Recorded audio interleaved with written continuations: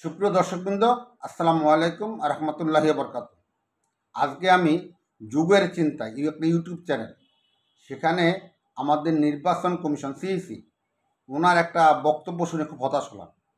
এবং ওনার প্রতি যে ওনার মাধ্যমে যে একটা সুষ্ঠু নির্বাচন সম্ভব না, সেই আশঙ্কার কথাটা আমি অনেক আগে থেকে বলে আসছি।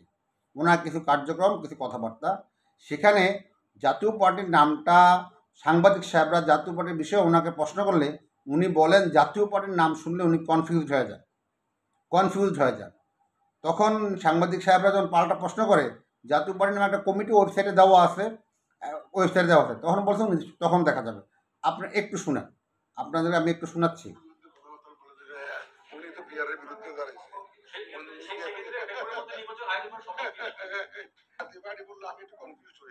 কারণ ওখানে অন্তত হাফ ডজনের মতো হবে এবং লাঙ্গলের দাবি জানো একাধিক।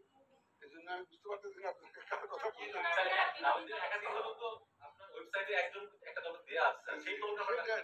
সেটা সময় আসছে, দেখবেন আমাদেরকে একটু ভাবতে দেন। জি, আপনারা ওনার বক্তব্যটা শুনলেন।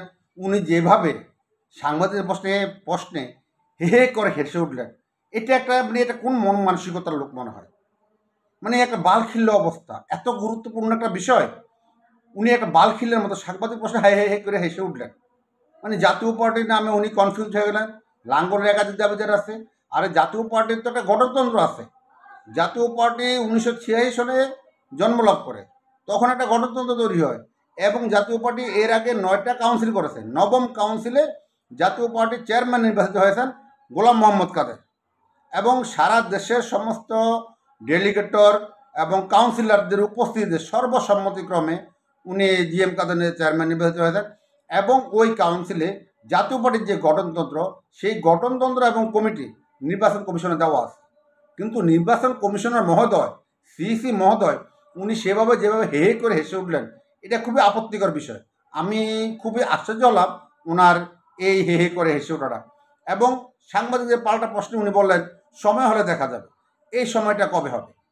আমি একটা কথা আপনাদের স্মরণ করে দিই, শেখ হাসিনার সময়ে যখন জিএম কাদেরকে কোনোভাবে শেখ হাসিনা নিয়ন্ত্রণ করতে পারেন নাই, তার ব্লকের করতে পারেন নাই, তখন রওশন এরশাদকে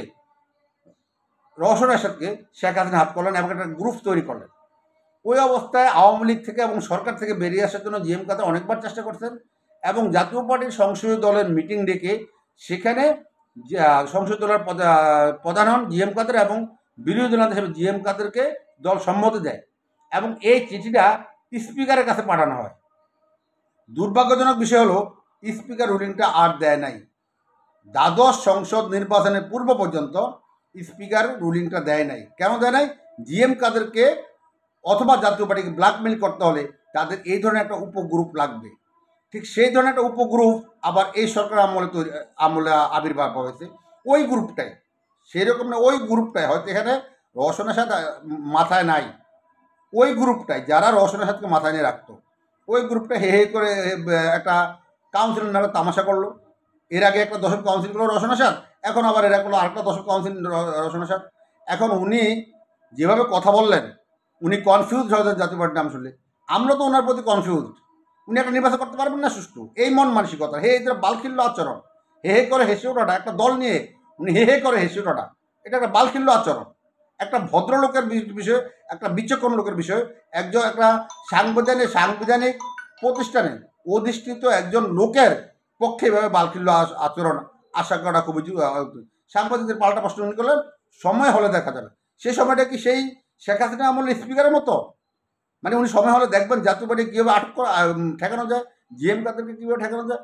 আমি আগে থেকে বলছিলাম এই কমিশনের অধীনে একটি সুষ্ঠু নির্বাচন জাতি আশা করে না।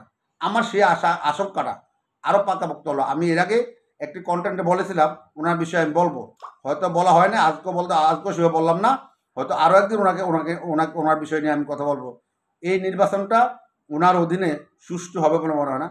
জাতীয় পার্টির যে গঠনতন্ত্র অনুযায়ী জাতীয় পার্টির চেয়ারম্যান জিএম কাদের, এর বাইরে যারা বহিষ্কৃত অথবা অন্য কেউ, অথবা আমি একজন জাতীয় পার্টির কর্মী, আমার সদস্য থাকা অবস্থায় আমি জাতীয় পার্টির গঠনতন্ত্রের বাইরে গিয়া কোনো ঘোষণা দিতে পারি না। দিলে সেটা গঠনতন্ত্র অনুযায়ী অ্যালাউ হবে না।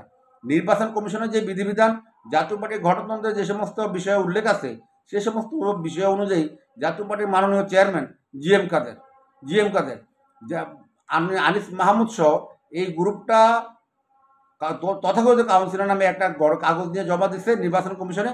এরপরে জাতীয় পার্টির মাননীয় মহাসচিব ব্যারিস্টার শামীম হায়দার পাটোয়ারি উনি নির্বাচন কমিশনে গেছেন।